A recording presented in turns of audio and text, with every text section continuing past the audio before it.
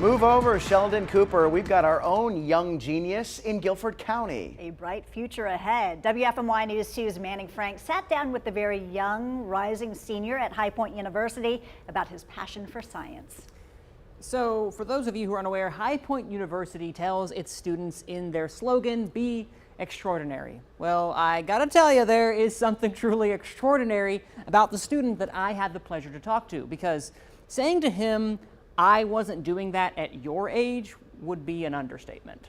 For many students, So do we fill it up to like there? summer is usually time to pour yourself into some rest and relaxation. Why silver? Oh, white, because it bonds with protein. But for Kal Burgess-Hicks, I'm working with Dr. Alexander Mosier on circadian biology and determining the regulatory proteins that govern the oscillating 24-hour mechanism called the core clock. he's pouring himself into his work with long hours of scientific research. Ah, okay.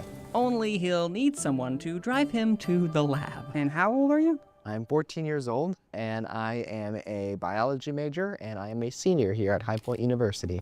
Ever since he was a kid, Kal has always been on the cutting edge. I started reading when I was around 1 year old, maybe a little less than that. One may argue he has his education down to a science. My public school journey was roughly standard until late 2019, where I decided to switch from public school to homeschool.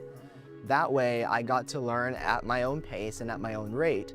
And, I started getting into algebra, physics, chemistry, biology, just the basics. Only a few years later, Kal found himself at GTCC before transferring to High Point University in 2023. You have to be careful about proposing a project idea in front of him, because he's going to latch onto it. He's going to want to run and start this new project. He's always interested in starting new things. Kal's professor, Dr. Moser, continues to be impressed not only by the student's brilliance, but by his determination. Kal came in wanting to know more about computational biology, and I was very rudimentary in it, especially when it came to Python. He is taken off with looking at how the coding and everything works.